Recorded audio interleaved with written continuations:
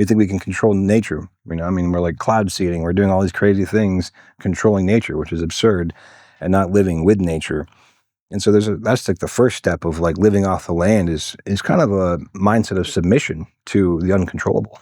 Well, I mean, I like to look at it as, finding a state of balance, because while on some level we've moved away from that submission or that relationship in harmony with the flows of nature, and we've gone straight for trying to, exert our will upon the earth, and it gets us big cities, and it gets us to space, and it gets us all these things, but really about finding now a rebalance where you recognize the trade-offs of every decision. And so not to be so altruistic that, just not realistic to buy this land and then just sit on it, not work it, not to do something, not to bring people, not to build homes. Like even a home, you could do it in the most mindful way. You're still disturbing the land. Right? Yeah. So we can't live in, with loincloths and, in tents, I mean, you could, I guess. There's various levels, but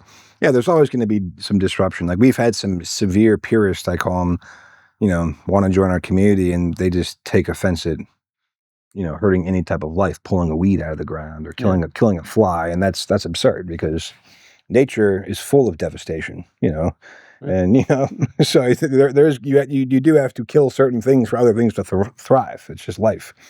You can't be like ridiculous, and we've had some of that before too, so it's very interesting. But I think steward, you used the word steward of the land, is a great way to look at it. We're stewards of this land. People have become so disconnected from that because they live in cities,